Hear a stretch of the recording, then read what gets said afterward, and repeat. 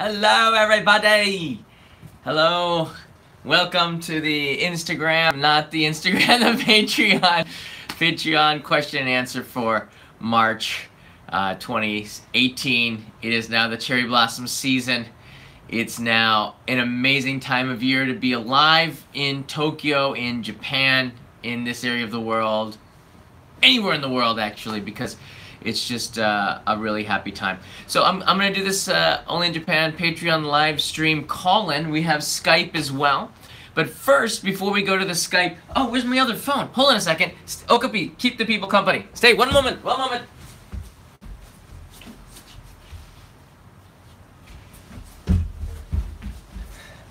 Oh, good job. Okay. Yeah, so I need multiple screens to run this in many different ways. Let's see here. I'm going to go over some of the questions that you've asked in the Patreon, and then we're going to go... I have Jim already standing by. I think Carolyn's already tried to call me once. So I've logged into the Skype.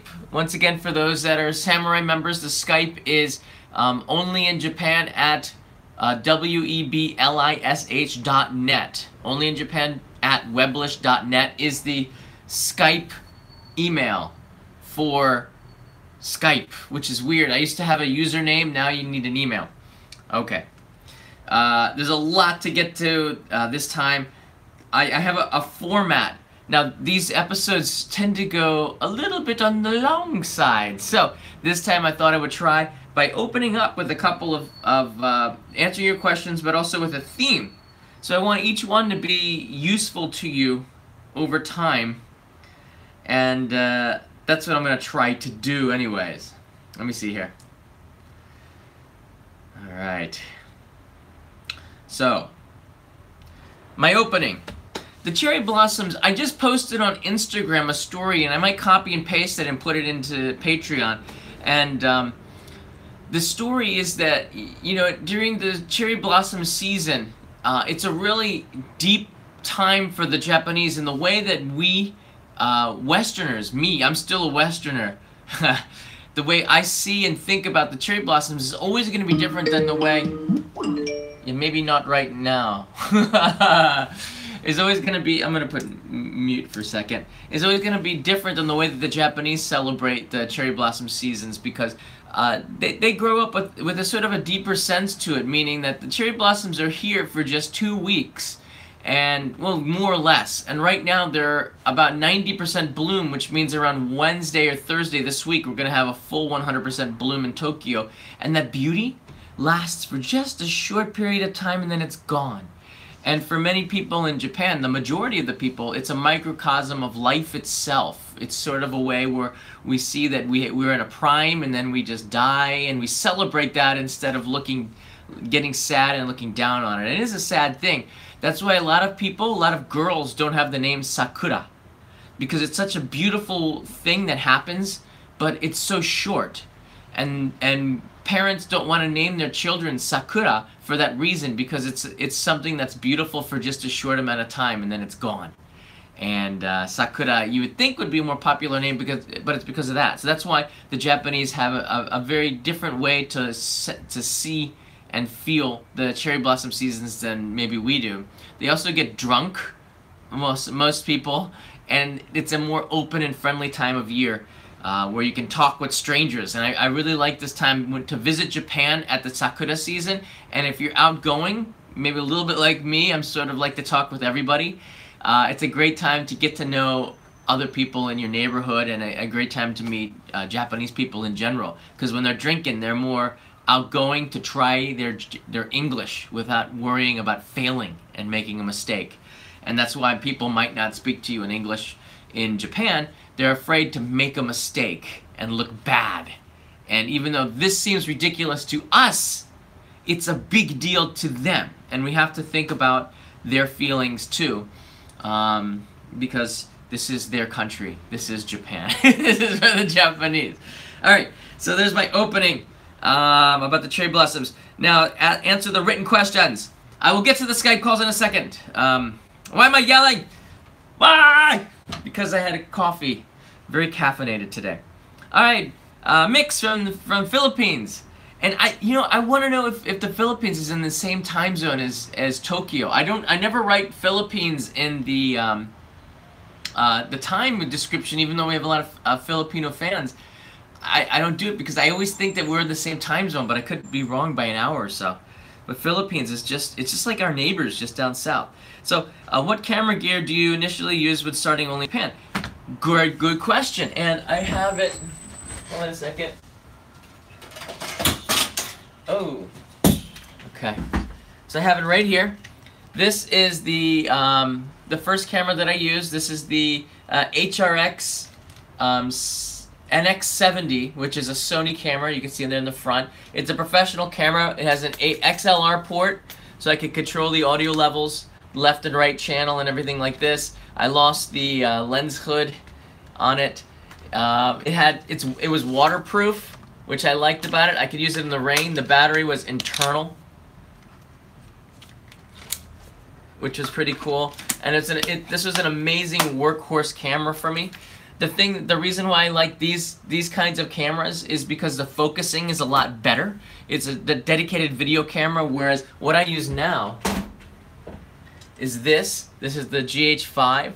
I've been using this since the day it came out. A year ago, before I went on the hitchhiking trip, I was using the GH5. I got it the first day it came out. It's been a workhorse for me now.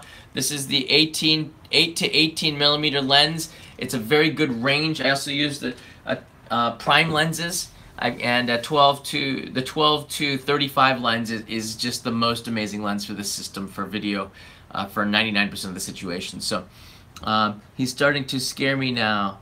You mean like Okapi or me? Okapi or me? Probably me. So there you go. I do use Premiere Pro to edit. I use Premiere Pro to edit all of my videos. I've been using Premiere Pro since 2003, which is 15 years now. And when you're used to... Hold on. Maybe I'm yelling because the window's open. Alright, that's better. Alright, that's a lot better. So I've been using Premiere Pro for a long time. I could show you a little bit of the new episode while I'm saying this. I want to get through the questions a little bit faster today. Alvin, hi John, I'm in Japan, but I won't make the live stream as I will be in Mito at the time. Awesome place. Look for Nebaru, my stretchy friend. Oh, the hard drives are off. Okay, I just cancel it. So the hard drives are off. But I've been using Premiere Pro, for 15 years. I like it because I use Photoshop a lot, and I import photos and layers. And if you work between the two systems, Photoshop works really well in Premiere Pro. And that makes the workflow a lot easier. Amanda, any cool places off the beaten path to visit in Sendai? I really don't know. Sendai area. I used to live in Iwaki, so I spent most of my time in Fukushima when I was there. I was working and didn't travel around. And when I had weekends, I went to Tokyo, because when you live in the countryside, you don't want to go to more countryside. Usually when you live in the countryside, you want to go to the city. And my girlfriend was living in Ueno at the time, and in Tokyo at the time, in Chiba actually, with her aunt. And I would go down and we would meet in the city on the weekends, and I would go back to Iwaki for work. Matsushima. Matsushima is I did go to Matsushima. It's famous for the White Cliffs, where Basho, I believe, wrote parts of the Tale of Genji, as well as some other really famous authors have been inspired by the views of Matsushima. There are lots of places in Miyagi Prefecture. They have amazing beef. They're famous for the beef tongue. We call it gyutan. So Sendai Station, you can find some famous gyutan restaurants in the station. You don't even have to leave the station, because the famous restaurants have set up inside of the station to make it convenient for everybody. Thomas J. O'Brien, hey John, is there a way of knowing which centers allow tattoos before going to one? Yes, call them. Call them.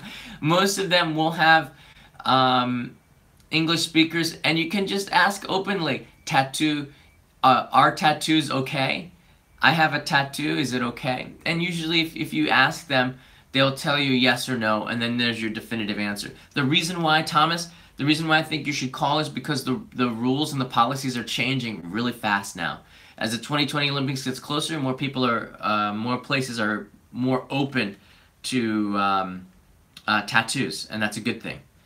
Well, it's a normal thing. I don't know if it's good. They should allow tattoos. The reason why they don't, if you watch the Jared Leto Outsiders Netflix movie, you'll see that the Yakuza, the gangs have tattoos. And to discourage the Yakuza from going to these onsen, or just punks, because it's usually dangerous people have tattoos.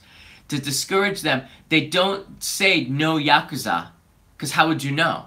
Except for the tattoos. And that's the policy. And if they change the policy for foreign tourists who are obviously not Yakuza, that says to the Yakuza, hey, if the foreign tourists can go, why can't the Yakuza go? So I mean, I see both sides of it. It's ridiculous to ban a foreign tourist who's not in the mafia or a criminal to entry because of a tattoo. But it is changing. Caroline, yay, yay! Caroline will be here really soon. I actually have her daimyo. I'm gonna bring it out. I'm gonna show you. Braun, I'm coming to Japan with the kids 10 and 7, mid-April, and our last weekend is in Tokyo, the weekend before Golden Week starts. Wow. That's gonna be a busy time. Any suggestions on how to avoid the crowds? Don't stay in Tokyo. Or, you know, sometimes Tokyo is not that crowded, but a lot of people from the countryside come to Tokyo during Golden Week, and then a lot of people from Tokyo, almost everybody leaves Tokyo during Golden Week. So the only way to avoid the crowds is don't take the Shinkansen at all. Drive, or if you drive, you're probably going to be in traffic because other people are driving. There's really no way to avoid the crowds unless you jump on an okapi and you ride off into the sunset someplace else on the other side of the world. During Golden Week, it used to be a lot of Japanese would leave Japan because it was so crowded and stressful inside the country. They wanted to get out and a break from the societal pressures. And nowadays it's just too expensive and people will go traveling at different times of the year. And this is a phenomenon that started maybe 10 years ago. So it's when I first came here, it was very dedicated to the 3 or 4 holiday periods that people would take vacations. So Braun, I wish I had better news for you. Not really much you can do. Or do's or must do's, especially with kids. I don't know. Be outside as much. My brother is bringing his nieces to Tokyo in the end of this month, and we're going to be doing a lot of parks. There's a lot of community swimming pools that are really amazing, like Sumida Ward or Sumida-ku, which is where this Tokyo Skytree is, has one of the most amazing community pools, and it's all indoors and it looks like a tropical paradise. And I did an NHK shoot for it about 7 years ago, and these kinds of places will surprise you, I think, to see that it's not a tourist attraction, it's a everyday living thing, and that in itself is an attraction. So don't be afraid to just go to a playground or park. Like Anderson Park in Chiba is more popular than Tokyo Disneyland because you don't have to wait in line to ride on the rides, which the kids can do, which are sometimes even more fun because it is more kids friendly and it's a strolling park. So in many ways it's more beautiful than Tokyo Disneyland. So something to consider. It's a great question, Braun. Mel Davies, John, I won't be able to catch the live stream, but I wanted to say how much my family and I enjoy the show. Thank you. My son Brandon is 8 years old, and he told me to tell you how much he loved the train spotting live stream. Yes, I like that one. And another viewer actually went to the restaurant and told me that he had lunch there, and the restaurant was completely empty. And I love bringing these kinds of secret places where you can enjoy an empty place in the city of Tokyo, which is weird, with an amazing view, which is even weirder.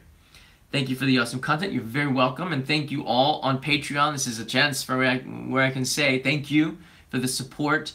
Every month, I leave the number and the total money that we make every month, but just because the totals are going up doesn't mean that it's not being used.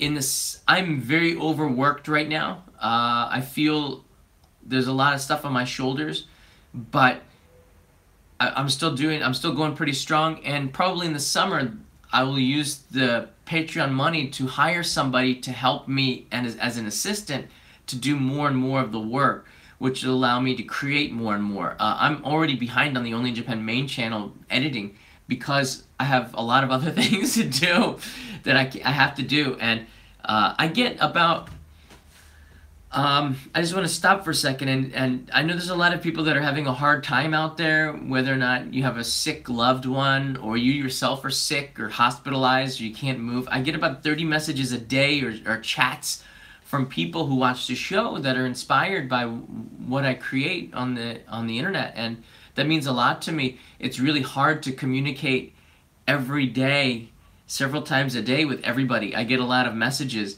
and I'll always try to respond to you because I know how hard, life can be really hard. But I think that the best way, and this is coming from my own experience, the best way for you to get over these kinds of hardships is sometimes to take time for yourself, and then when you're ready, help other people. And I found that when you help other people, it helps you too. It helps you realize that you're not alone. It helps you understand that a lot of other people are going through the same thing, or a lot of other people are going through hardships in their lives. So when you have this kind of situation, or I wouldn't even call it a situation, when just life is hard, or things aren't going your way, you have to stop and take time for yourself, and then reach out to other people. And I can't obviously message you 5 or 6 times a day, but I will try my best to help you out if I can. So thank you very much. Clifford, hey Clifford, so just a couple of questions. There's always a couple, isn't there, Clifford? I know Jim has the most complicated questions, but but Jim's questions are really good because it helps me reflect on who I am as a person. Have you found a new apartment yet? Sort of. So when you find a new apartment, there's no simple way to answer these. This live stream is already way over. It's gonna go way over. I found a couple of really amazing places, but before you can move into the new place, they have to do a background check, and the background check sometimes does not go my way because I'm not Japanese. Is it fair? Probably not. Am I angry? No, I don't care, because there's so many amazing places to move to in the city of Tokyo. If they don't want me, I don't want to move there. And I'm cool with that. I'm not the type of person that gets insulted very quickly or gets upset. I just sort of move on, because there's so many other places, so many other doors to open. You open the door, and if they block it, don't sit there and get angry and get insulted. I'm insulted, or I feel what's the other word? There's are you offended? Yeah. I never feel offended. If some person thinks like this, I just take a step back, I turn around and I move the other way, and I go into a different direction, because life is way too short to spend your time on negativity and going in the wrong direction. And have I found a new apartment? Maybe, but they're taking an awfully long time checking out my my financial situation, my background. But hopefully it works out, and I'll be in a new place. Maybe next month, as soon as next month. Or I might be here. I'm just really not sure yet. But as long as we have Okapi here on my desk, and I made a little jungle, a little jungle area on my desk, so when I'm editing the videos, Okapi sits underneath the canopy of the tree, and I don't feed him because he's a stuffed animal, but it's nice to have some company. I used to have a hamster, but since I'm moving, I'm not sure if I want to get another hamster right away. Mel Davies. Hi, John. I won't be able to catch the live stream. Oh, I think I read this one. Clifford. Thank you, Mel. Thank you, Clifford. Joe, best way to travel from Narita to Shibuya? Maybe bus? It's hard for me to say. I've only... Don't dismiss the buses, basically. I see that it's hard for me from this angle to get because I wanted to get in the screen and have a wide angle lens on it, so I can't see the chats. Hold on a second. Maybe if I go to the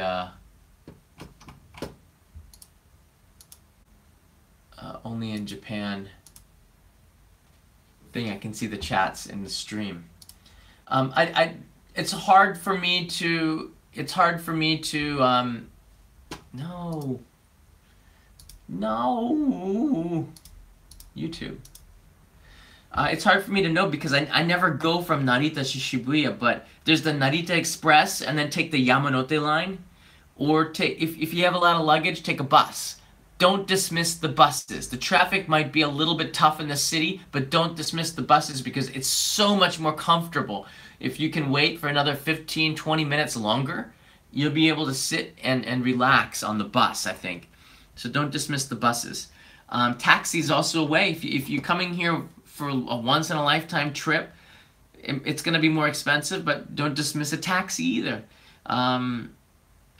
You know, if you can afford it, it's a pretty cool way to go. All right, let's see here. My channel. Maybe I can see the chats. And I want to get into the Skype calls really quick. Wait, where is it? My channel. Huh.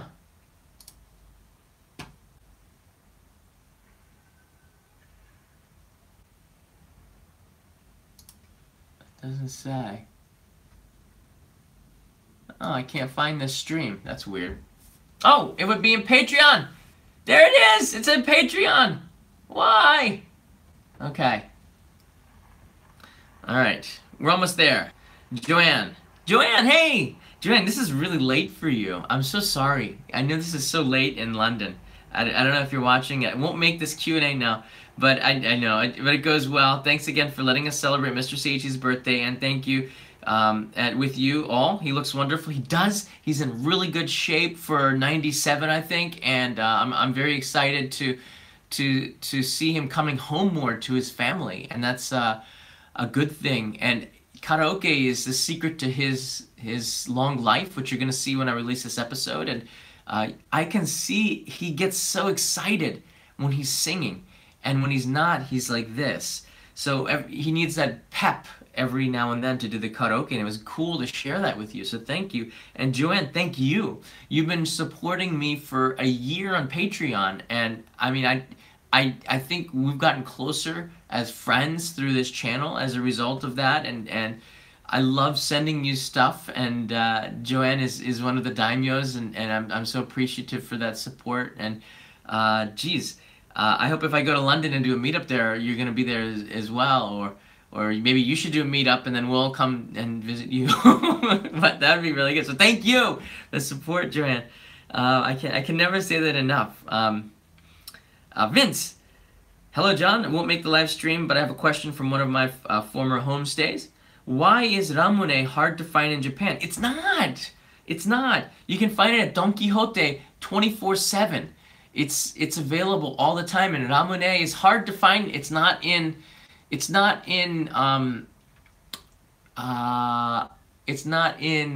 convenience stores all the time, but it's in some convenience stores. It's not sold at vending machines, but it's sold in Don Quixote and supermarkets and just about everywhere. So it's I don't know. It seems to be pretty hard. It seemed hard to find when he was there last time, but found it in many stores and restaurants in Australia. That's strange. You can find it in almost everywhere in Japan. You just have to look at... Don Quixote always has it, and there's a Don Quixote everywhere. I've never seen a Don Quixote that didn't have ramune on the shelves. It's always there. Okay, and then we're caught up. Awesome. This is great. So, that means... And I can't see the chat. Are you guys chatting with me at all? Wait, there's a commercial in this? Oh, I'm sorry. Oh, here's the chat right here. Nasha Broad. He forgot to load the chat. No, I can't. If you can see the screen. No, you can't see it. There's a slight delay. But it's kind of funny. I can't see the chat on this side of the screen because I have a wide-angle lens on it. And it's hard for me to see. So I apologize. Yes, I am chatting. Oh, there's Eric. But I have to go around to see it, Eric. But if I put right it here, I can see it. Yeah. Okay. Mix. Hey, okay. Amanda, Nasha Broad. John's energy level is scaring me. It's totally Okapi power, my friend. He forgot to load the chat. No, it's here. Okay. So I'm gonna go now into first I'm gonna relax, because when I get the phone call, I don't want to be too pepped up. Just relax a little bit, okay? All right. Relaxing now. All right. I got the new postcard. I got I made the airmail stamp on there because the post office ladies were getting a little bit stressed when I came in with a stack of postcards like this big. Here's how a stack of postcards this big, and I said, airmail stamp please, and they sort of get a little bit worried. So this time I put the airmail as a graphic on the thing to make it easier. The new postcards are very cool. This is a screenshot. You can see that. This is from Dogo Onsen, from my shoot 2 summers ago, and I made this thumbnail for the show, and I really like it because I changed the sky. I don't know if you can tell. I changed the sky to sort of fit the mood of the building, but it's a very impressive building, and that's me on the bottom walking out of the building. So it's a pretty cool postcard this month. I'm gonna take Skype calls now. We're gonna start with Jim because Jim is our moderator, and Jim is Jim, and we love Jim. And Jim.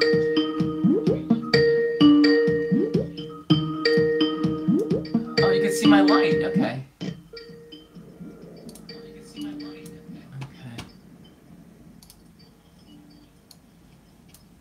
I see him. All right, John. Hey, Jim. There he is on the screen. There's our beautiful moderator from Tacoma, Washington. Yeah, good to see you again. Yeah. Sorry about the chats not loading up. Oh, that's all right. I was at the Cherry Blossom Festival on Friday evening at Kentridge High School in Kent, so that was a lot of fun. Thanks for sharing the photo too. That was pretty cool. They're doing calligraphy. Yeah, so there was this live calligraphy, creation that was there. That was pretty interesting. There was a lot of pretty good stuff there, and just about all of it was done by students. It was student run mostly. Oh yeah. So what Jim reminded me was when he told me about this is that a lot of the cities in the U.S. and a lot of the cities in Japan have sister or brother cities. And the one here was from Hyogo Prefecture, right? That's right. It's Tamba, I think. Tamba is one of the cities of Kent, and that's in Hyogo Prefecture. Yeah. I believe Tamba was the city next to the one that I went rice planting with Dasai in the sake episode, believe it or not. Really? That was Tamba City. We had to go through there, I believe, to get to there. I've been all through. Hyogo Prefecture is kind of big. We know it for Kobe, which is the biggest city in it, but Tamba was on the way to where I was doing the rice planting. But that's also where Tajima is, and Tajima is also the place where they have the best beef, and most of the Kobe beef comes from Tajima City. So it's a pretty big place. So Tamba's a pretty cool little, it's a cool little town, I believe. Mm-hmm. So that's neat that they have the, did you get to meet people from there? Yes, I met some of the students, some of the exchange students, and some of the adults who were traveling with them. The students were from, a lot of them were from Metro Osaka, from schools in Metro Osaka. Oh. There were some that were from, let's see, there was a high school in Wakayama Prefecture and another in, I think, Saitama Prefecture as well. So, and I met a woman who was from Hyogo Prefecture, and she knew who you were, and she told me that she knew you, and she knew your videos and watched your videos and was a big fan of yours. Wow, that's pretty cool. Like, yeah.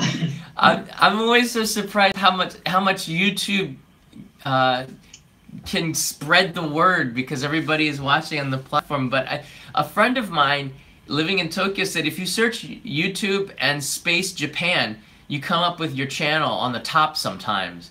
And I was like, what? And I did it. I was like, wow.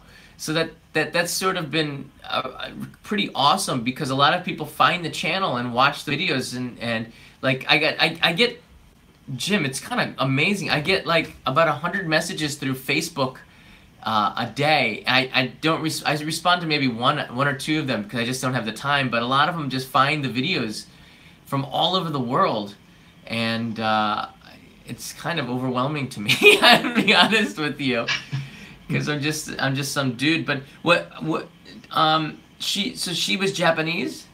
Yes, yeah, she was traveling with the students. So yeah, wow. She was. Wow, I wonder. Yeah, we were, and her English was very, very good. I mean, she was pretty much a fluent English speaker. Which always made me question Ichiro and whether or not he could speak fluent English or not, and why he chooses not to. Ichiro is a famous baseball player who has been living in the U.S. for as long as I've been living in Japan, I think. But he chooses not to speak English in his interviews. Even the calligraphers, they could actually speak English as well. But maybe not quite as well as I think it was their teacher that was with them, but they actually could speak with me a little bit back and forth in English, and they did fine. Yeah, that's pretty cool. I think that as I was telling Jim, and the one thing that I was telling Jim earlier was that these exchange programs are so vital to Japan because the image of the United States in the Japanese media, not the media, but the people, is that it's kind of a scary place. It's actually the image that the U.S. media gives of the U.S. We see a lot of shootings, we see a lot of death, we see a lot of really negative stuff from the U.S. about the U.S. here in Japan, and it scares the people here that if they go there, they're going to get in trouble. So when you have exchange students or people going to the U.S. and seeing that it's a really safe and friendly place, that makes me really happy as an American and really proud as an American to see these kinds of festivals where the people, I'm now a resident of Japan, but the people who are going to the U.S. are having amazing times and bringing that experience back home. It's like very important that these cultural events take place, in my opinion. But yeah. That's really awesome. Have you seen any cherry blossoms up there? Let's see. A little bit, yes. Okay. I think I mentioned previously that there are often the cherry trees near the schools. They're planted near the schools in Kent. Yeah. And that may have something to do with its relationship with Tamba in Japan. It could be. And the exchange program that's been going on for really a long time now. So I do see the cherry trees there, and the cherry blossoms are just starting to come forward now. Yeah, we're almost at full bloom. We're about 90%. I'm going to go out later today for a meetup, and there's about 20 people signed up, I think, on the Facebook page, and see if we can get some more people. If there's too many people, it gets a little crazy, but we're going to see some of the cherry blossoms in one of the most beautiful places in Tokyo over the next week. But it's pretty cool because I think it might be a little bit cooler where you are than where we are. Yeah, it probably is. Yeah. So that affects the cherry blossoms as well. So thanks for calling in, Jim. Do you have any other questions or anything you want to add? Let's see. This is for the record because this is on YouTube. Rather than asking a really broad question like I did last time, that probably would have taken a really long time to answer anyway, maybe a little bit more focused this time. Are there specific challenges or difficulties that you faced, and kind of limited to like your first few years in Japan? Yeah. What kinds of challenges and difficulties were there for you just when you first arrived, like during your first few years, that can come to mind? Wow. That's still pretty big, man.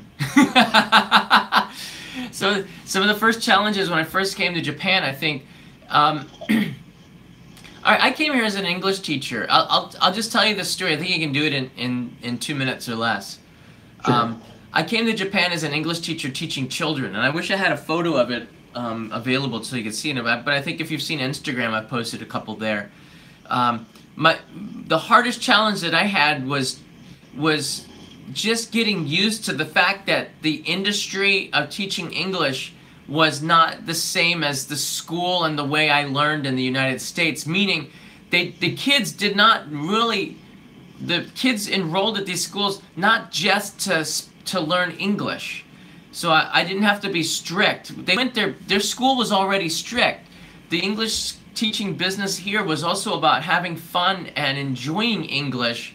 And sometimes when the kids got it wrong, new teachers, including myself, would be more stricter, like a teacher would be in school, I think, instead of going the other way.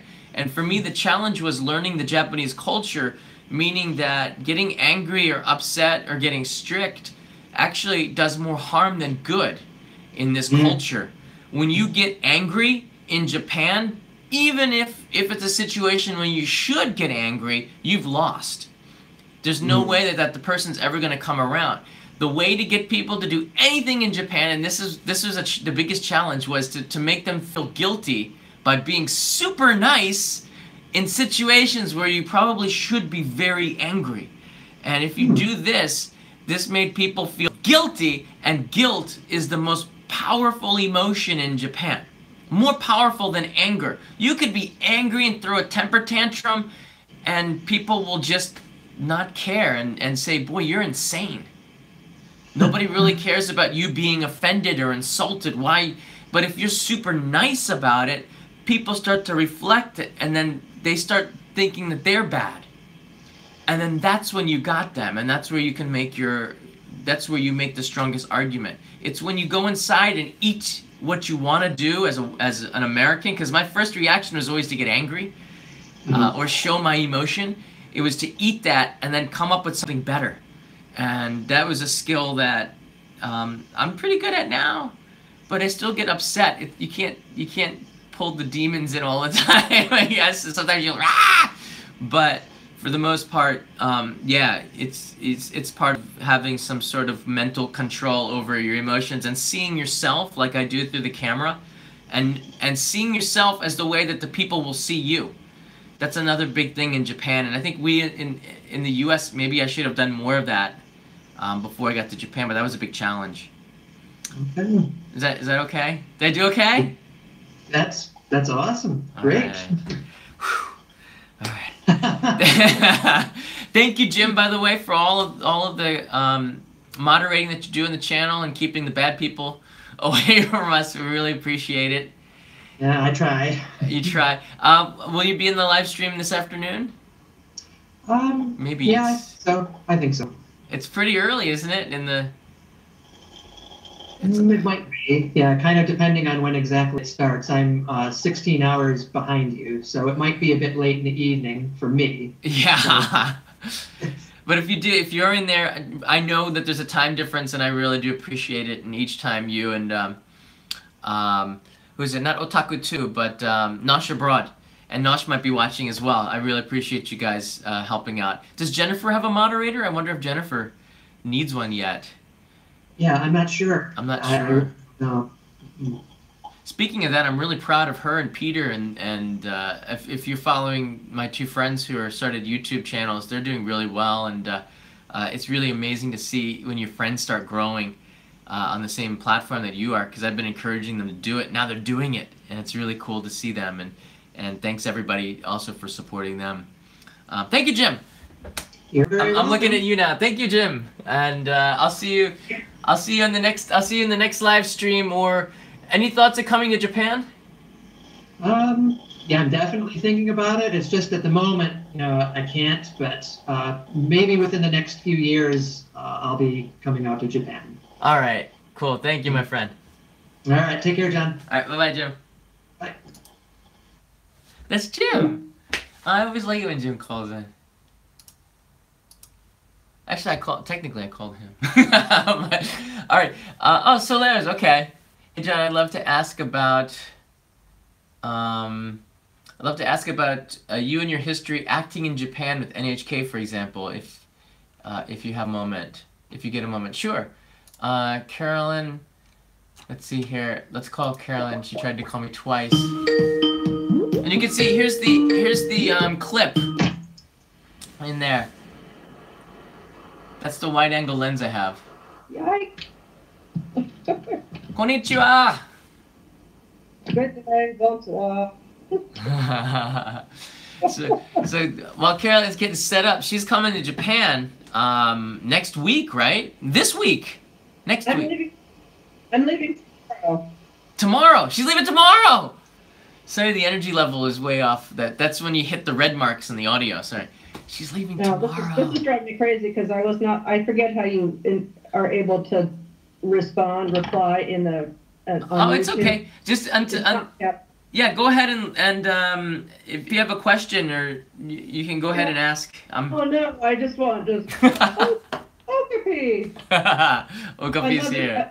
I love the palm trees for him, by the way. Yeah, in the background. It's sort of my own little Okapi fantasy land from the country of Ghana.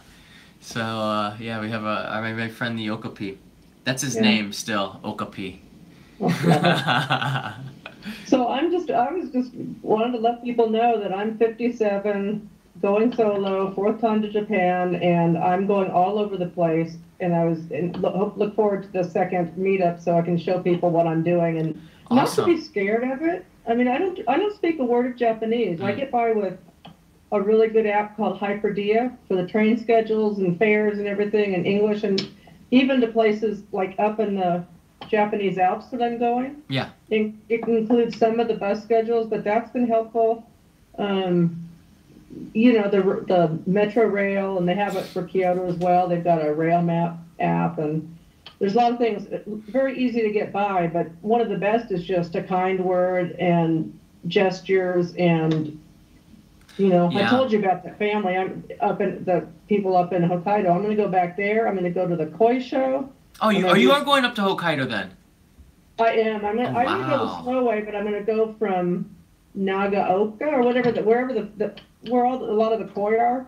There's a koi show there, and I go from there up to Hokkaido. So Carolyn has 2 JR passes, right? I've got and the green passes. You got the green car passes. That's awesome.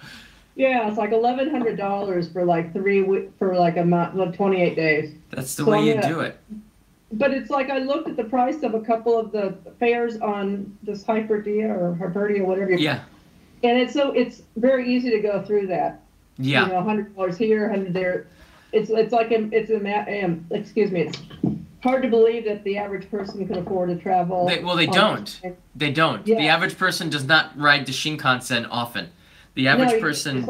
It seems like it would have to be a special vacation time with the family and use it on special occasions. Business. It's mostly business. The Shinkansen is filled mostly with businessmen between morning and night. Normal people take the bus.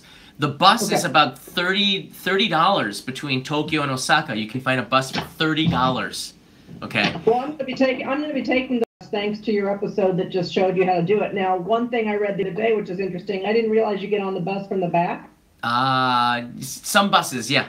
Oh, okay, because they're saying you get on the bus in the back and get your ticket or whatever. Public buses, yeah. That was a really important episode. You come in through the back and you take a ticket for some buses, or the best now is to have one of those Suica or what's the other one? Suica or Pasmo or something. Yeah, every single region has their own. Nagoya has their own. My favorite is Hokkaido has Kitaka, which has a flying squirrel. Hold on, yeah, I like the flying squirrel the best. I have a collection of these cards. To have it with me here. I have about 10 of them. Because I travel so much, I always buy one. But this is the Suica card I have on my desk here, and this is a passport to not being frustrated with travel. It's just easy to just beep and get it on there. But it's also electronic money for people like me from the digital era. From the analog era, it's easy to just spend it like water too. So you have to be careful. You gotta be careful. But I'm thinking of getting maybe the Kansai pass for those last 5 days where I'm gonna be more in Kyoto. I don't think you need it because you know what, the Shinkaisoku, which you're gonna get more. It's a handful to say right now. The Shinkaisoku is the normal JR train. To go from Osaka to Kobe costs $3. Okay. Yeah, $3.50 to go from Osaka to Kobe. To go from Kobe to Kyoto is like $8. So I don't think for Kansai you really need to have a pass, unless you're traveling on the Shinkansen or very like luxury trains. There's no way you would ever get the money back. There's also too much competition, like Hankyu and Kintetsu. There's other train lines that you can take. That's just, you can go from Osaka to Kyoto for $3 or $4 as well.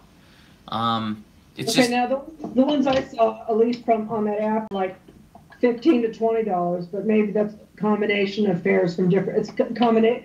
What interesting thing is I can't see the JR schedules until I activate a J Pass or whatever. For whatever reason on this app, you have to be there and have it activated until I can see the. Maybe for that, but you can use Yahoo Japan has a travel page. It's in Japanese, but you can type the locations in English, and it would be a very prudent thing to start to learn some of the basic kanji, especially if you're traveling alone, some of the basic kanji for time, like jikan, which is time, some of the kanji for some of the locations and how to search, kensaku, some of these basic Japanese words, you could probably learn it in a couple of hours on the plane.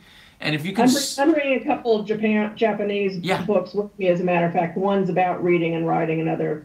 Yeah, so, if you can learn like hiragana and katakana, I learned it in an hour. I mean, it takes practice, but I learned the letters and could recognize them in an hour of flashcard study. It's not difficult. It's like learning A through Z. There's 3 alphabets in Japan, or 4. There's Romaji, which is the Roman letters. There's katakana, which is used for it's a oh gosh, I'm forgetting my English. It's the phonetical alphabet. So Japan's phonetical alphabets are katakana and hiragana. Katakana is the phonetical alphabet for English words or non-Japanese words, and hiragana is the phonetical alphabet for Japanese words. And then there's kanji, which is the traditional Japanese writing system from China. 4 of them. You can learn 2 of them in like a couple of hours of flashcard practice, and then you can read the menu like kohi, coffee, pizza, pizza. And then you can actually order stuff in just 1 hour. I'll order stuff on a menu after just 1 hour of study of Japanese. And that's a big boost to learning the language. If you get that kind of motivation, then the dominoes start falling. Well, given that I've got to go to Hong Kong and backwards to Osaka, I've got plenty of time tomorrow, and I've got my couple books. That's a good idea. I'll bring them on the plane. But I'm just so ready to be out there. Yeah, we're ready for you. The cherry blossoms are out already, if you can believe it. So we're ready for you. What? Just looking for a blonde middle-aged. There's a lot of them here. Most of them are from Russia, working as hostesses. Yeah, I'll be wearing a lot of harem pants because my boyfriend's from Chennai, famous. Okay. So, but he got me wearing them because it's really good and easy to travel. So I've been rolling them up, and I'm going to use those in some quick drying shirts. And okay. I'm actually getting by for a month with a lot less than I would take on a 3-week cruise. It's amazing because I'm moving all over the place. When I see you all meet up, it's crazy. Yeah. The last thing you want to do is to pack more than you need. You can buy it all here too, pretty reasonably. Yeah, that's what you said. So I'm basically bringing a pair of sandals and my slip-ons. And if I need new shoes, although I've got big feet by Japanese standards, maybe I could still, I don't think I'll need them. But anyway, I just wanted to check in with you. And yeah. Well, let me know. You send me a message if you have any questions. I'll try to get answered as soon as I can on the Patreon. Definitely use Patreon over the other ones. I don't respond that well to the other ones, but let me know. By fluke, I decided to go to Hikone for a few days, and I just looked at some pictures. It's like, how cool is that Hikone castle? It is very. It's got a moat. I've always wanted a moat. Yeah, Hikone is pretty cool. It's an off the beaten path. This is on Lake Biwa, which is not that far from Kyoto. It's like a 35-40 minute ride on the train. The Shinkaisoku, which is a train. The Shinkaisoku goes from Himeji all the way to Maibara.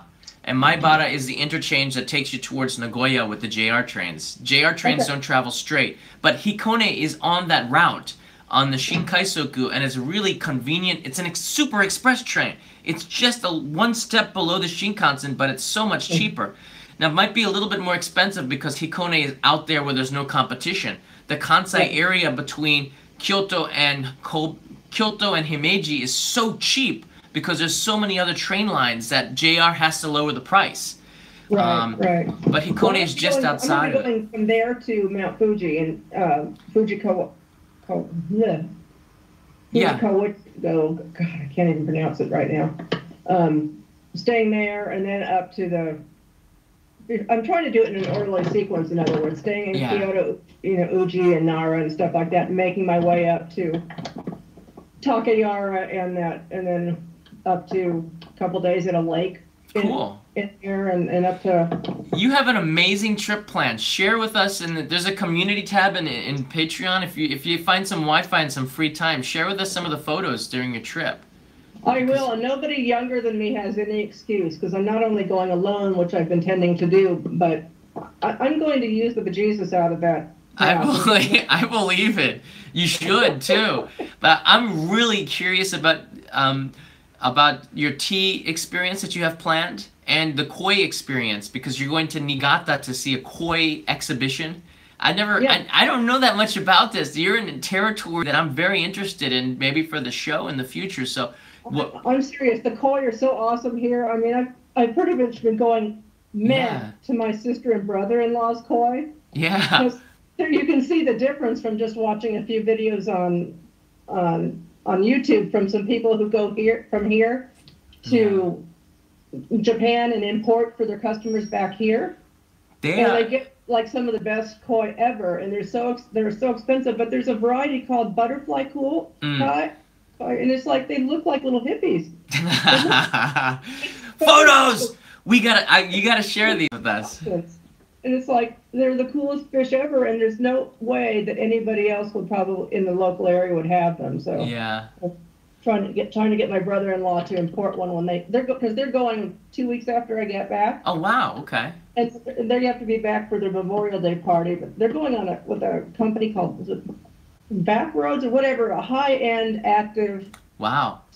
As well, but they're going to be in Takayama and Gifu, where I'm going, and some other places. So I can't wait to talk to them, because it gets really old talking about matcha and all these things with people who don't care. Whatever. But anyways, let somebody else talk to you, because they really don't have much to add except. Okay, well, we'll keep in touch with us. Hopefully, everybody will be able to see Caroline in the next meetup. I'm gonna do it in early April. You said you're here from the 3rd to the 5th. I made a mistake. I'll still be in Kyoto, but I'm gonna come in for that wherever I am, and then. You got the pass, so you can come in. I'll got the pass. I'll come in from wherever, and then I will be there from the 25th to the 27th, because I've got to cut that trip down. It's long enough from Otaru to Tokyo, much less all the way to Otaru in Hokkaido. That's really cool. Yeah. That's just too cool, Carol. I'm gonna just go to Tokyo for a couple of hours, then take the train back to Kyoto. Japanese people, they're like, wow, you are just rich, I mean, like, wow.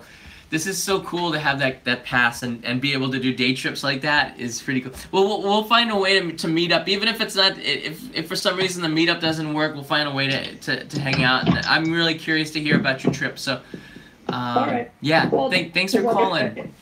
Like I said, I've got the green pass, and I'm still gonna try. I don't know if I can find, like you said, that expect the grand class, but you said I could probably find the overnight with not too much trouble. That's what they told me at the JR station when I asked them. They said that, as long as you give them a couple of days, it's not, most of them aren't full. But the high season's coming, so it's hard to say. This is again, tell other people, if they have the means, and believe me, I'm on the cheap, but I still recommend the green pass, not only for the comfort level, but just because it's a big touristy time, and I don't want to take a risk of not having a seat, or like you were saying, at one point you had to stand. Yeah, for 3 hours, over 3 hours from Tohoku back to Tokyo after a shoot. That was hard. That was the Nebuta Festival a couple of years ago. That was rough. And I'd been dancing all day on my feet, and then I had to get on the Shinkansen. That stunk, but alcohol remedies that a little bit. I did snag a seat after Sendai, though, but that took like a long time to snag the seat. But yeah, you can usually sit on the floor where the restrooms are, but it's nice to have the green pass if you can afford it, to definitely have a seat, especially if you're coming all this way. When are you going to be back again? It's a special time. You should enjoy it, I think. Well, I can hardly afford it, but I think I can't afford not to either. It's just well, that's it. It would Yeah. if you ruined your trip because you didn't want to spend a little bit more, then that's time you don't get back, because the time that you lose is more valuable than the money. Believe it or not. And that's the thing why I'm interested in showing people. I'm doing a combination of staying at capsule hotels, albeit upgraded ones, those first cabins, but I'm also splurging a little bit at those places in the in the Alps, whatever. Tawakkaya, and also in Wazuka, doing a ryokan there, and then a couple of these, 3 or 4 star places there. You can average it out so that you don't blow your budget. You go cheap somewhere, and it's still not a dive. I mean, it's still really good. I mean, it's yeah. You can I like this plan a lot. In fact, I wish you had a YouTube channel to make shows about all this. I'm really curious to see how this goes. Well, what I could do is take photos of my booking.com. Actually, I can send a link of the places I'm staying from bookings to that, maybe to your that work email that you have, because I had to do that to my sister and my mom today. Sure. So that they have ways of contacting me, because I think I sent a little note on Patreon basically saying my dad is 90 and you just don't know. Yeah. So they have a way of contacting me, but I can send you a link to booking.com, and then you can see the places that I finally have. Right. Oh, that's kind of cool. It could kind of track you around. It's a good idea anyway when you're traveling overseas. I mean, I feel like I've done all my homework. I've got MedDebt, which is like for if you have to be evacuated back to the U.S. Okay. To cover the cost, because it's very expensive, and the plan I have will front you like $50,000, because again, they say a lot of times if you're overseas, if you have medical bills, they want payment up front, and it's things younger people don't think about maybe. Right. And I also have travel insurance for medical. Yeah. Because one broken bone, if you're in the emergency room, plus they'll help you with a translator, which is a big plus. You don't, if you don't know what's going on because you can't understand the language, it could be a real problem if you get sick or hurt. Yeah, so and then, for traveling anywhere, not just Japan, you should have the medical insurance, because you just don't know what the costs are going to be. But I didn't know about it when I was younger, and a lot of your followers are in their 20s and 30s, and they still ought to know about it and think about it for when they come. Absolutely. Well, let me go, and I'll link into your business. We're all a community here, so we'll use the community tab and share with us some of the photos on Patreon. I'm bringing my iPad, and I also am an Android user. I have a Samsung, so I'm an anti-Apple phone. I don't blame you. I use Apple still, but I don't blame you. Yeah, it's like I love my iPad. The resolution's great, but as far as phone, I've got a Note 4. I don't need a Note 9. And it gets me by. So yeah. But like I said, I leave the house in about 12 hours from now. Wow, so I can't. It's exciting. Well, we're waiting for you over on the other side. Have a safe flight, and keep in touch with us, okay? I will. All right. Take care. All right. Bye-bye. Bye. Why am I waving? Like, Carol, you can't see me. I'm just forced of habit. So that's really cool. Carol's going to be making the trip in 12 hours. And she's been telling me about the trip on Patreon for the last, I don't know, it seems like a month now, where we've been planning out places to go, and she's been working out her itinerary, and she's come up with an amazing itinerary. This is not her first time.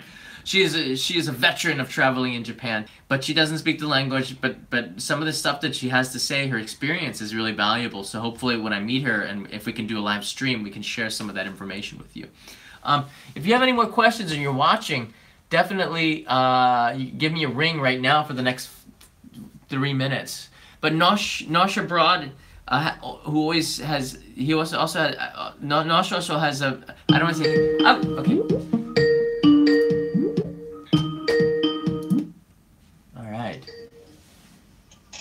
Hey, John, how you doing? Hey, welcome aboard. It's been a while, actually. I'm too lazy to put my iPad down, so it's going to be a little bit shaky, and I'm sorry about that. Oh, it's all right. It's all right. It's been, oh gosh, 6, 7 months since I've been on one of these, because I'm always working when you do these live streams. So this is a good time for most people except for Joanne in London and some of the other people in Europe. But about 70% of the people this time work. It's hard because it's global, you know, the audience. So, but well, the problem is when you work nights. Yeah. Say no more. So no, actually, I've been looking into coming to Japan for a short study, and I was wondering how you and Peter and Jennifer and all them got involved in acting and voiceover talent and all that fun stuff, because that's something I've been training at for a while, actually. Yeah. That's a great question. I think it's really hard to do right now. It was a lot easier when we got into it Peter and Jennifer, Peter got into it a little bit, a few years after he arrived, so he's been in it for a long time. He's been in this game, I guess, around the turn of the millennium. And Jennifer as well has been on TV, and she wrote a book, and she was very popular on NHK for French lessons. She became the French person, basically, that the Japanese, when they see her on TV, she's that French girl. And Peter's voice, when he speaks, people go, I've heard that. He does all the Pepsi commercials, all the Toyota commercials. He does all of the A&A commercials. He does movie trailers. Peter's voice is very, very well known, and it's funny to see him now on YouTube making the videos. But how we broke in, I don't know about Peter and Jennifer. I think we can ask them in a live stream, because I think this is a pretty fun question to see what their backgrounds are. Jennifer does not talk about her private life much, and because she's probably used to the way that the industry here is in Japan, where you don't talk about your private life. Peter's a little bit more open than Jennifer, but I think you should ask them. And for me, I got into it. You know, I've been making these inbound videos, like not the same quality, but well before YouTube. I think it was in 2003. I rode my bicycle. No, I hitchhiked to Japan 16 years ago, and then I rode my bicycle from Tokyo to Kyoto, and I made a video about that, and that was broadcast on TV in the United States. But this is an era where nobody was doing this kind of stuff except for TV companies, and the TV companies bought my content in the United States. I got into the Japan Times because a reporter heard about me and then wrote a story about my life, and it was called "The Ability to Get Up and Go is True Power," because I was traveling a lot, and I said, look, the power of being alive was being able to just, at any moment, just go and do it and leave what you were doing behind, and that's like very powerful, because nobody can really do that these days. So from that, I met a friend. I met her friend who is working at NHK. His name's Adam Fulford. Adam used to be on Tokyo Eye, which is the TV show that I did for NHK quite often. Adam used to be the narrator of that, and his company, I think, believe his company still does all the translations for that. So he has his own company here. But he asked me, he goes, you know, you'd be really good, in his British accent, you'd be really good on the show, John. And I said, oh, really? Yeah. How would you like to do a show? I said, sure, okay. And from there, I started reporting regularly on NHK. But it had to do with finding the right people. And you can go through, there's many different ways. I don't belong to any agency for this on-air work. I talk with the producers directly, and they're people that I've met over time.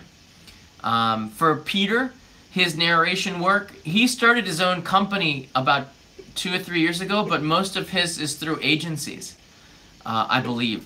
And every narrator has an agency, maybe multiple agencies that give them jobs, and they do voice auditions based on the sample of their voice. And Peter's always busy just based on that, because he's such an incredible voice.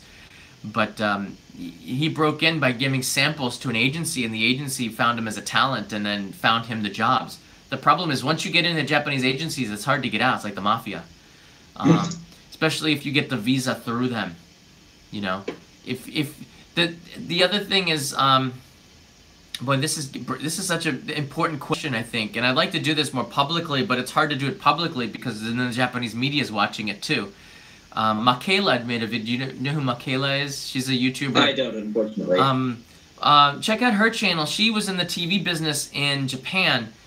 She lives down in Fukuoka. I met her at Simon and Martina, another YouTuber's Halloween party 2 years ago. She's an interesting person. Didn't have a lot of time to talk to her, but she made one video that I did watch called why I left like Japanese TV. And she talks about her experience in the industry and why the agencies kind of stink. Now I'm at a point with the YouTube channel where people contact me to do stuff on NHK based on the reputation of this show. So sometimes leaving. This is another lesson. I'm going all over the place with this. I'm sorry, but. Oh no! Don't worry I'm about rambling. it. I like comprehensive answers. It's okay.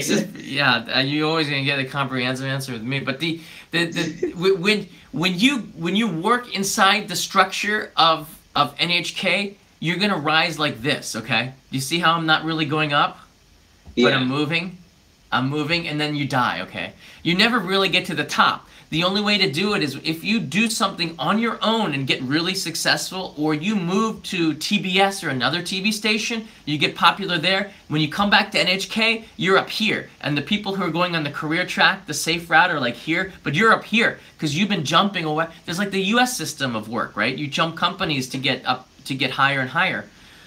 That's not the way the Japanese do it, but if you do it in the talent business, it's risky, but it also means you have the biggest reward. There was a guy that I met. This is someone who you might want to ask questions to if you can catch up to him. His name is Matthew.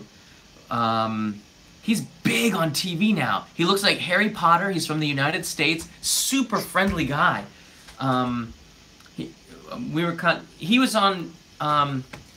on a show called TBS Hirobi, which is a really big live TV show here in Japan. I think I might have the clip somewhere. Maybe if I can find the clip really fast, I'll show it to you. He's gone into the Japanese media business full on. He is an agent, but he's on everything now. And there's certain foreigners who'll just break out and then get on to all the big TV shows. He's on the TV shows with Sanma Akasha and Tokoro Georgie. These are really big Gainojin, like really famous people, and he's on these shows now. But it took time, I think 2 or 3 years before he could break into it. But he has that look, you know? He looks like Harry Potter and looks like that friendly guy next door. And his Japanese is flawless. What are you thinking? So, what are you thinking to break into? Honestly, I don't have high hopes for myself just because I'm a realist. But it's something that I'd love to take a shot at, personally. I've been told that I have a voice for radio sometimes. Oh, cool! Yeah.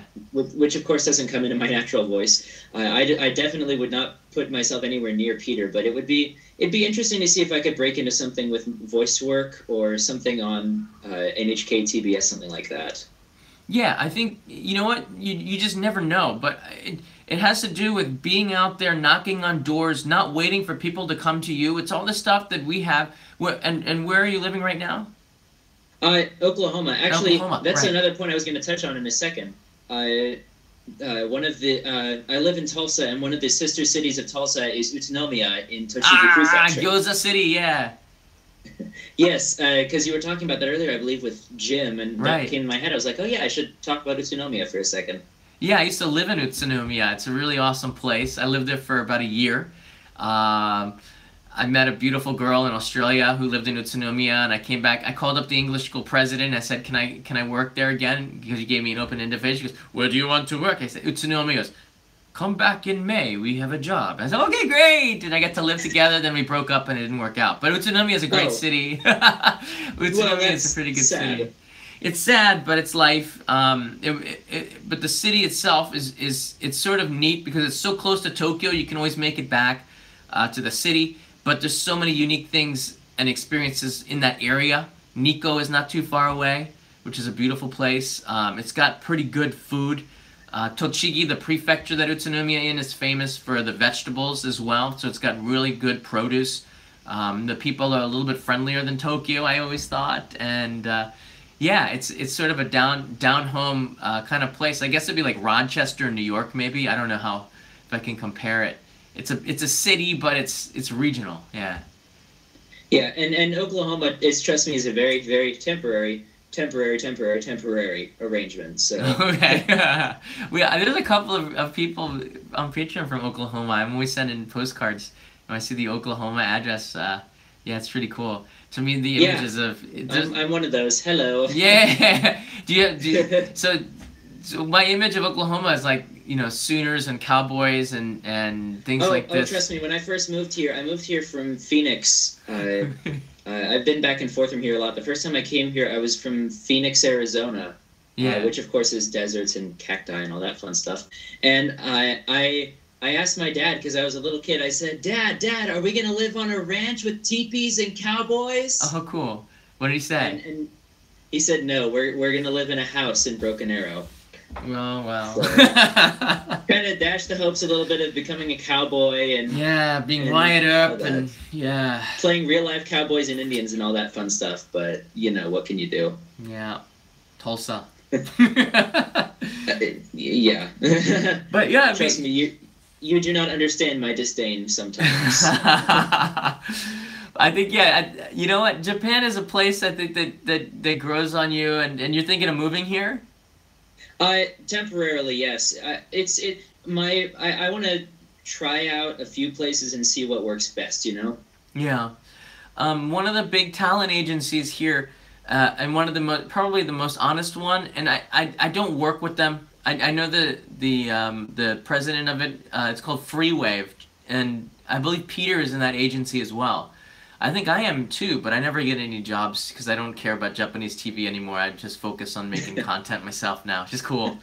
But Freewave was a very reputable organization, and the shacho named Takahashi-san, her name is Miss Takahashi, she always asks me to call her by her first name, but I refuse to because that means that I'd be a foreigner, not a Japanese. So Takahashi-san is the shacho, the president over there. She's very nice, very professional. If you do come to Japan, maybe you want to just walk in or give them a call and say, you know, I'm interested in working together and see what we could do. Having the right visa is important, you know? Yeah, it's definitely not something, it's not like the dedicated reason that I would come to Japan. It's just something that I would want to pursue, you know? I see. Definitely, I would definitely try to come to Japan on a job or go into some sort of language school, I suppose, probably. Right. And then, you know, it would not be at all a primary thing. I don't want to be like, oh, hey, glitzy foreigner. You know, so. There's a lot of those. Yeah, I'm like I said, I try to be a realist as much as my optimism gets in the way sometimes. Yeah, I think you'd have a lot of fun here. I came here through an English school teaching children, and I'm glad I went that route than adults because that can be even more frustrating. At least with kids, you have the glimmer of excitement. People don't always study English here to learn English. They do it also for many different reasons, like just to meet non-Japanese people, or just to meet other people, or just to have fun. And to wrap my head around that was pretty hard. As I said at opening, Jim always asked really deep questions. What are some of the biggest challenges? It was realizing that being an English teacher didn't mean teaching all the time. It meant just sometimes being people's friends and trying to find the balance of what the client wanted, which is what the student was more of a client than a student, pretty much. But yeah, when are you thinking of coming, possibly? My next open available opportunity would probably be sometime in the fall, around September, October-ish. Yeah, that's a nice time too. Yeah, it's definitely something that I would that I'd want to give it a shot at. I'm sorry for taking up so much of your time, of course. Oh, I no, feel it's bad. cool. It's cool. One other thing I wanted to get to, I was actually cleaning out some stuff today, and on my last trip to Japan, I kind of went crazy in Akihabara, because you know, when you find places like Book Off, you have to go. Oh yeah. Oh yeah. Actually, so I was cleaning out some stuff, and I bought some sheet music. Oh wow. For a thing at Tokyo Disneyland, from I think it says 1995 on it. Oh wow. Something called Disney's Fantalusion. Yeah.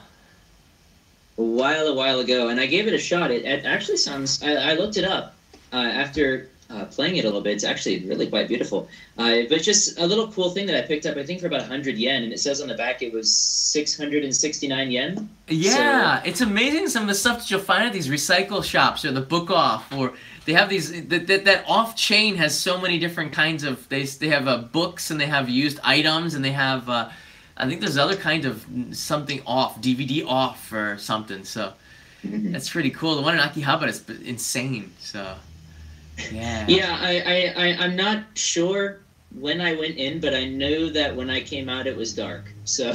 Yeah. Awesome. Well, cool. Thanks for the question. You didn't take up much time at all. I appreciate it very much. Taking the time no problem. to call in. I'm glad I could actually catch you for once because I've been supporting you since around hitchhiking, and it's sad a little bit when I can't come in, and then I found the time this time. So thank you so much. Yeah, you know, and right now I got reminders on Patreon, and that it was like 1 year ago yesterday that I started that trip, and it's been pretty insane now to go back and relive it. And now I have this DVD project that's still ongoing, that's finishing up now, and it's always finishing up. I remember because I asked you about that. I was like, are you going to sell those to people who didn't get a chance to fund it? I have to first get it to the people who funded it originally, and for anybody who supported the DVD project, it's still ongoing. But I'm the kind of person, when I put my time into it, I put 100% into it, and I could just never catch my breath with that. And I think after I just finished my taxes this year in Japan. Oh gosh. No, it's really hard because I got to do it all in Japanese and I don't have an accountant. So it takes me 3 times longer than the normal person. And once I get that done, and I finished a project up with Japan Rail, and then now I got to put up this Only in Japan episode that's been waiting a month. So I'm always trying to catch my breath. And the DVD project, I think I was supposed to get it out like a year ago now, but people have been too patient, I think. Some people are not, but most people have been very patient, and that'll be out before the end of next month. I just have to catch my breath and just focus all my energy on this one thing and concentrate, and then it'll be available to everybody because I'm making 1,000 copies of it. Well, hey, if you end up with some that go unsold, there are some of us who didn't get a chance to support and would love a copy. Yes, they will be available. It's just give me just a little bit more time, and I've been asking that for a long time. Oh, no, it's okay. It's okay, I get it. No, I want people to push me. So push. So sometimes I need that because there's so many. Right now, I have to be honest with you. It would be good to have an assistant because there's so many people pulling me in all these different directions. It's sometimes hard to stay on top of everything, but it's really, sometimes a challenge to. It's a lot harder than I thought YouTube would be, because it's sometimes harder than.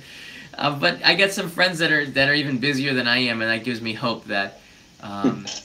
That this is it's a pretty cool job, but I'll make the DVD available as soon as I get it done. But I so appreciate. Thank you so much for supporting, by the way, so long. Well, thank you for the amazing content. I mean, it wouldn't be worth the $15-20 a month if it wasn't, absolutely. Yeah, I always look forward to seeing new stuff on the main channel and the Go channel because I actually keep a little Google Doc, just because I love Japan so much, and I always want to. I feel like if I go, there's always going to be that moment where I'm like, oh, what can I do? Yeah. And like last week or 2 weeks ago with the Shinkansen spotting, I loved that, by the way. It was a lot of fun to watch.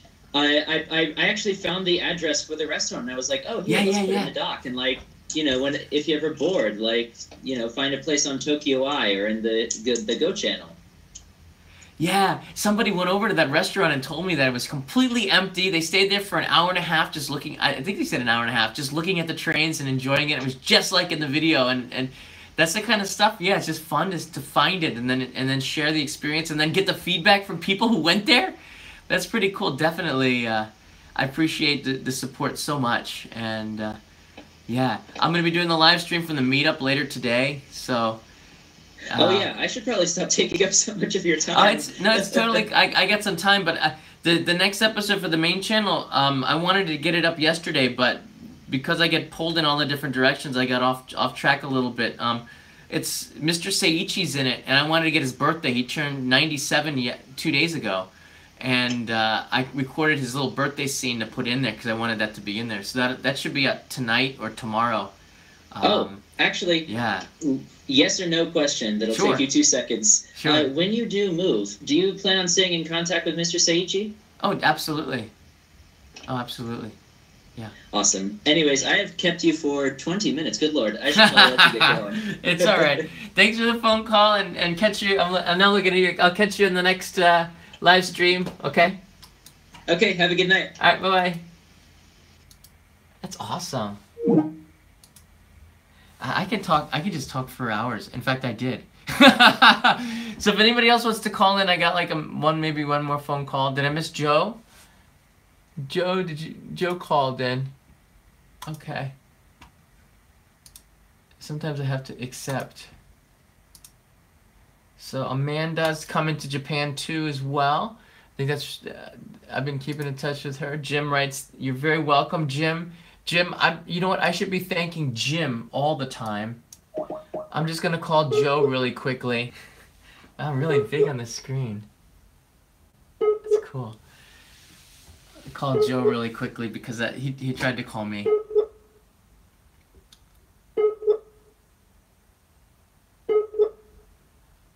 It's okay. All right, Joe's unavailable. All right, Joe. I apologize, Joe, for not being able to take the call. Thanks for calling. I'll do another one of these call-in live streams, maybe during the cherry blossom season, because I think it'd be pretty cool to share that with you.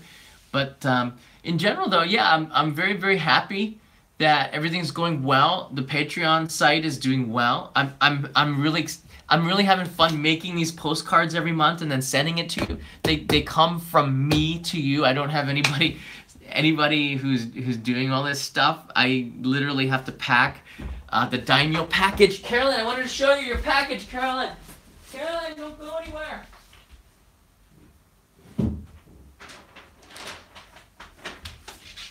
Alright, and I send these daimyo packages. This is Caroline's package. This will be waiting for you at the hotel, Caroline. And what did I put in here for you? I put in, this is the package. And this is cherry blossom thing, and I always add a photo of when I buy the packages in there, so you can see. So these are for the daimyo, and I'm so appreciative of. Oh, and I got these senbei I put in here too. This is green tea senbei, and this is the Japanese leek senbei. So something a little bit salty and something a little bit sweet.